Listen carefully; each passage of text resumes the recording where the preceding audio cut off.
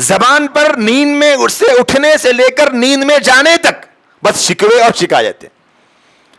یہ نہیں ملا، یہ نہیں ملا، وہ نہیں ملا، یہ نہیں ملا، یہ ایسا ہوا، وہ ویسا ہوا، وہ ایسا ہوا، یہ ایسا ہوا. جو ملا اس پر ایک مرتبہ بھی شکر ادا نہیں ہوتا، جو نہیں ملا اس کے شکوے برابر ہو رہے ہیں. اللہ تبارک و تعالیٰ نے جلیل القدر پیغمبر حضرت ابراہیم خلیل اللہ کے بارے میں فرمایا، شاکرا لانعمہ، وہ اللہ کی نعمتوں کے شکر گزار بندے تھے. حضرت ابراہیم کی لائف ہمارے سامنے موجود ہے. ہر سال عید الاضحیٰ کے موقع پر تقریباً ہم سنتے ہیں اور پوری امت جانتی ہے کیا تکلیفوں، کیا آزمائشوں، کیا قربانیوں کی زندگی انہوں نے گزاری ہے. لیکن اس کے باوجود اللہ کیا انٹروڈکشن کرا رہے، یہ نہیں کہا کہ میرا ابراہیم ناشکرا تھا، بلکہ اللہ فرماتے ہیں شاکرا لانعمہ.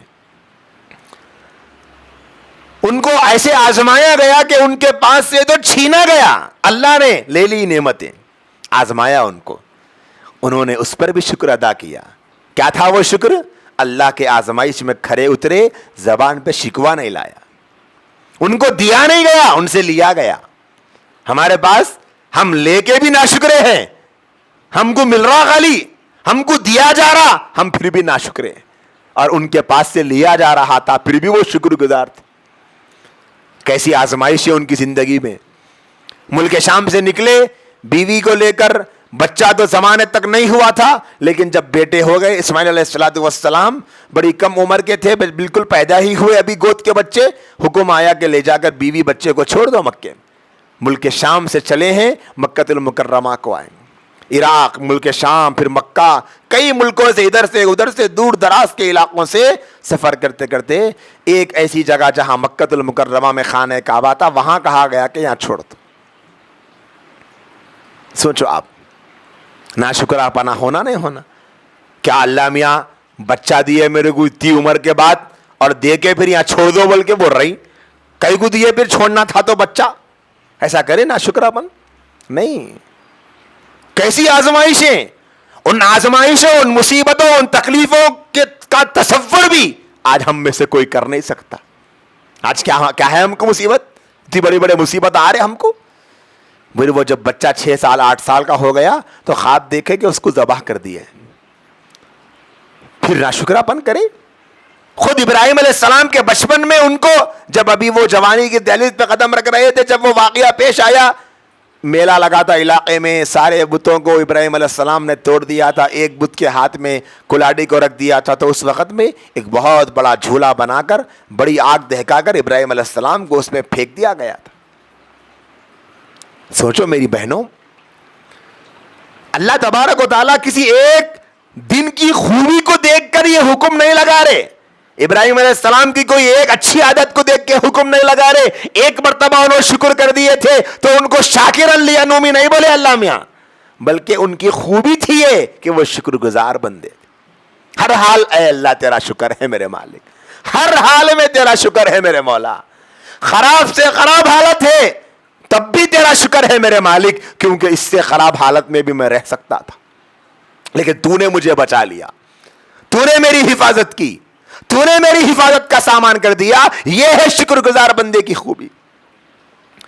آگے دیکھو، حضرت موسیٰ علیہ السلام کو اللہ تبارک و تعالیٰ نے نبی بنایا. وہ نبی ہے، اور کیسے نبی ہے؟ موسیٰ کلیم اللہ، اللہ سے بات کرنے والے. یہ خوبی اور یہ کمال تو ہر کسی کو نہیں دیا گیا، بلکہ نبیوں کی صف میں صرف حضرت موسیٰ علیہ السلام ہی وہ نبی تھے جن کو یہ خصوصیت دی گئی کہ وہ اللہ سے بات کرتے تھے دنیا میں. ایسے نبی کو اللہ کیا فرماتے؟ وَكُم مِّنَ الشَّاكِرِينَ، اور آپ شکر گزاروں میں سے ہو جائیے. دیکھو نبی تو تھے، نبوت تو تھی، لیکن پوری خوبیوں میں، صفات حسنہ کے سارے مجموعے میں سے تمام اچھی اور بیٹر کوالٹیز میں سے اللہ کیا فرما رہے؟ یہ کوالٹی شکر گزار بننے کی، یہ اپنا لو تم. سوچو، حالانکہ تھی ان کے پاس، لیکن رہنے کے باوجود پھر سے ترغیب دینے کا مطلب ایک مرتبہ یہ بھی ہوتا ہے کہ مزید اس میں نکھار لاؤ، اس پر جمے رہو. نبی کو جو تعلیم دی جا رہی ہے کہ تم شکر گزار بن جاؤ، ہم کو کتنی ضرورت ہے میری بہنوں شکر گزار بننے کی. اللہ کے نبی علیہ الصلاۃ والسلام کے بارے میں روایات میں آتا ہے کہ راتوں کو نماز میں اتنا لمبا قیام فرماتے تھے کہ آپ کے مبارک پیروں میں ورم آ جاتا تھا، پیروں میں ورم، پیر سوٹ جاتے تھے عبادت کی کثرت کی وجہ سے۔ صحابہ کرام نے حضور اکرم صلی اللہ علیہ وسلم سے عرض کیا کہ اللہ نے آپ کے اگلے پچھلے سب قصور بخش دیے ہیں، پھر آپ اتنی عبادت کیوں کرتے ہیں؟ آپ صلی اللہ علیہ وسلم نے فرمایا افلا اکون عبدا شکورا، کیا میں اللہ کا شکر گزار بندہ نہ بنوں؟ دیکھو آپ نبی کیا فرماتے ہیں، یہ جو میری عبادت ہے، یہ جو میری لمبی نماز ہے، یہ جو میری لمبی لمبی رکعتیں ہیں، یہ جو پیروں پر ورم پڑ رہا ہے، یہ جو پیر سوج رہے ہیں، میں اتنی لمبی نماز اس لیے پڑھ رہا ہوں کہ میں اللہ کا شکر گزار بندہ بن جاؤں کہ اللہ نے مجھے کتنی نعمتوں سے نوازا۔ کیسی نبی کی زندگی، کیسا نبی کا گھرانہ، کیسی تکلیفیں، کیسی پریشانیاں۔ میں یہ بتانا چاہ رہا ہوں میری بہنوں، آج ہم کیا سمجھ رہے ہیں، گھر میں جتنا چمک دمک ہے تو ہم سمجھتے یہی نعمت ہے صرف، نہیں۔ نبی کے گھرانے میں ایک ایک مہینہ چولہا نہیں جلتا، بعض روایتوں میں آتا 2 مہینے تک بھی چولہا نہیں چلا، کھجور پہ گزارا ہوا لیکن زبان پہ شکوہ نہیں آیا۔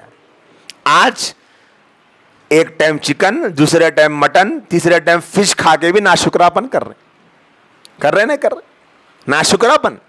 وہاں 2 مہینے بھوکے رہ کر زبان پہ کوئی شکوہ نہیں آیا، یہاں حلق تک کھا کے بھی ناشکراپن کر۔